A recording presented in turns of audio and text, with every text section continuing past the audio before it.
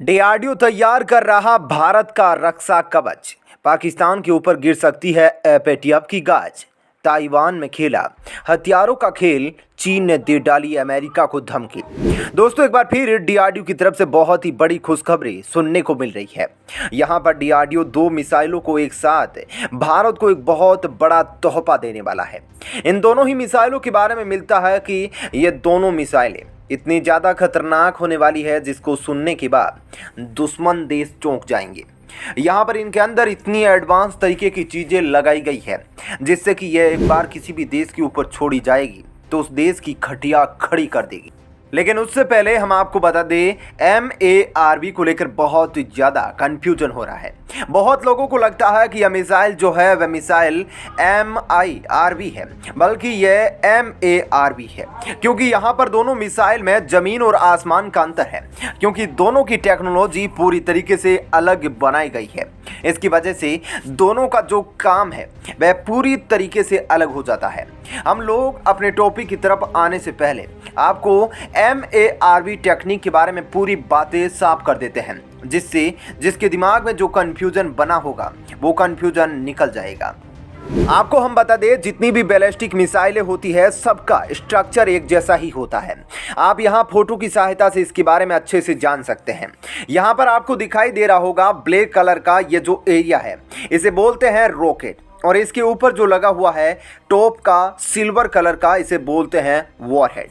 यहाँ पर जो रॉकेट लगा हुआ है उसका काम होता है कि वह वॉरहेड को वातावरण से बाहर ले जाता है, और एक बार यह वातावरण से बाहर चला जाएगा तो यहाँ पर वॉरहेड रॉकेट से अलग हो जाएगा और इसे मान लीजिए किसी शहर पर गिराना है। जब यह वातावरण से बाहर चला जाएगा यानी कि अंतरिक्ष तक पहुँच जाएगा, तब इसे उस शहर की तरफ मोड़ दीजिए और ग्रेविटी की मदद से वह उस शहर पर गिर जाएगा।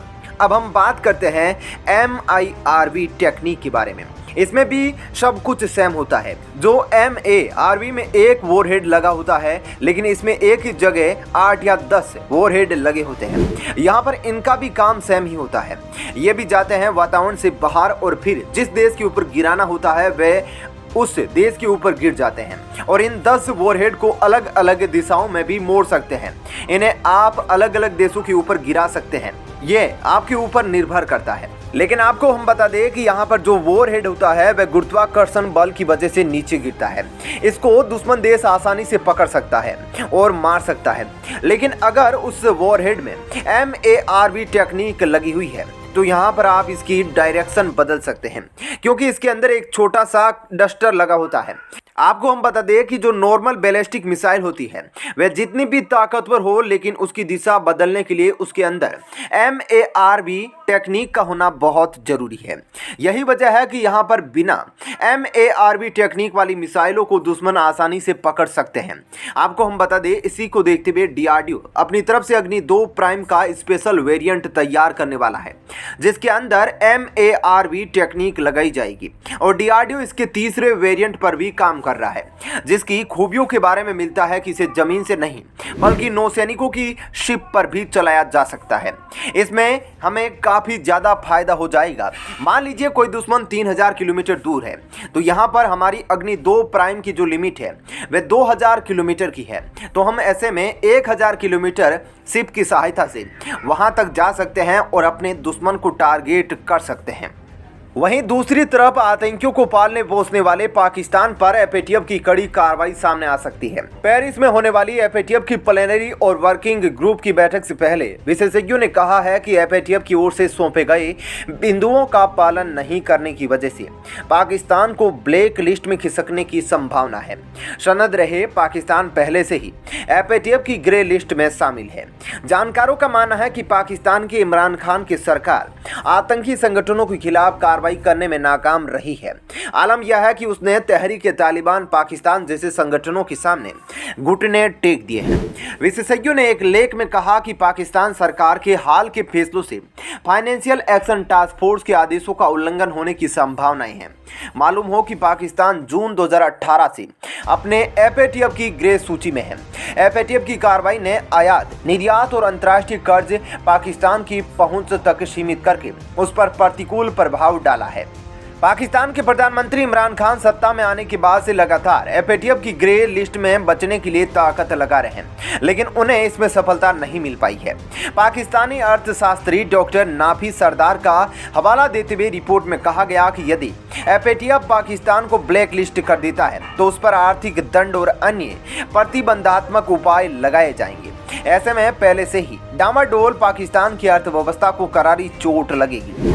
ग्लोबल स्ट्रेट व्यू के मुताबिक इस बात के पुख्ता संकेत है कि इस बार एफएटीएफ की ओर से पाकिस्तान को ब्लैक लिस्ट किया जा सकता है। जानकारों का कहना है कि इमरान खान की सरकार ने अफगानिस्तान की तालिबान सरकार की मदद के लिए मुस्लिम देशों से दुनिया से धन इकट्ठा करने के लिए अफगानिस्तान राहत कोष शुरू करने का फैसला किया है, जबकि पाकिस्तान की आवाम इस फैसले की आलोचना कर रही है। पाकिस्तान के लोगों का मानना है कि तालिबान सरकार की मदद पाकिस्तान के लिए अच्छी नहीं होगी, नतीजन एफएटीएफ की ओर से प्रतिबंध लगाया जा सकता है। वहीं दूसरी तरफ ताइवान को लेकर अमेरिका और चीन के बीच तल्खी और बढ़ती जा रही है। चीन ने मंगलवार को ताइवान को हथियारों की आपूर्ति पर $10 करोड़ के सौदे के खिलाफ अमेरिका को चेतावनी दी। चीन ने कहा कि बीजिंग अपनी संप्रभुता की रक्षा के लिए जरूरी कदम उठाएगा। संयुक्त राज्य अमेरिका ने साउथ शासित द्वीप द्वारा उपयोग की जाने वाली पैट्रियट मिसाइल रक्षा प्रणाली को निरंतर और सुधार के लिए ताइवान को उपकरणों और सेवाओं की संभावित $100 मिलियन की बिक्री को मंजूरी दी है। इस पर चीनी विदेश मंत्रालय के प्रवक्ता झाओ लिजियान ने एक ब्रीफिंग में कहा कि चीन इस कार्रवाई का कड़ा विरोध और निंदा करता है। उन्होंने कहा कि अमेरिका को इस प्रस्ताव को तुरंत वापस लेना चाहिए। झाओ ने कहा कि चीन अपनी संप्रभुता की रक्षा और अपनी सुरक्षा सुनिश्चित करने के लिए आवश्यक और प्रभावी उपाय करेगा। बता दें कि चीन और ताइवान के बीच तनाव काफी बढ़ गया है। मानवाधिकार, कोरोना महामारी और व्यापार से संबंधित हालिया मुद्दों में चीन और अमेरिका के बीच संबंध भी खराब हुए हैं। वहीं अमेरिकी रक्षा सुरक्षा सहयोग एजेंसी ने सोमवार को कहा कि उसने ताइवान के टेक्रो द्वारा अनुरोधित बिक्री के लिए विदेश विभाग की मंजूरी के बाद कांग्रेस को सूचित करने के लिए आवश्यक प्रमाणीकरण कर दिया है। बयान में कहा गया कि यह प्रस्तावित बिक्री अपने सशस्त्र बलों के आधुनिकीकरण और एक विश्वसनीय रक्षात्मक क्षमता बनाए रखने के लिए प्राप्तकर्ता के निरंतर प्रयासों का समर्थन करके अमेरिकी राष्ट्रीय आर्थिक और सुरक्षा हितों की सेवा करती है। प्रस्तावित बिक्री प्राप्तकर्ता की सुरक्षा में सुधार करने और राजनीतिक स्थिरता बनाए रखने में सहायता करेगी और सैन्य संतुलन और आर्थिक क्षेत्र में प्रगति तेज होगी। साथ ही बयान में कहा गया कि इस उपकरण और समर्थन की प्रस्तावित बिक्री से क्षेत्र में बुनियादी सैन्य संतुलन में कोई बदलाव नहीं आएगा। इस बीच ताइवान ने $10 करोड़ की हथियारों की बिक्री को मंजूरी देने के अमेरिकी कदम का स्वागत किया है। विदेश मंत्रालय ने कहा कि हम ताइवान को $100 मिलियन के हथियारों की बिक्री के लिए राज्य विभाग की मंजूरी का स्वागत करते हैं।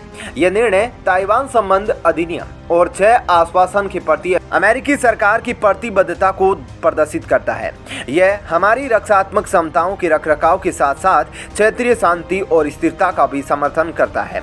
गौरतलब है कि चीन ने ताइवान को बार बार आक्रमण की धमकी दी है और स्वशासित द्वीप को डराने के लिए आक्रामक नीति अपनाई है। यहाँ पर आपको क्या लगता है, अगर यहाँ भारत DRDO द्वारा अपनी अग्नि 2 प्राइम मिसाइल बना लेगा तो इससे भारत को कितनी ज़्यादा ताकत बढ़ जाएगी? आप अपनी राय हमें कमेंट बॉक्स में लिखकर बता सकते हैं।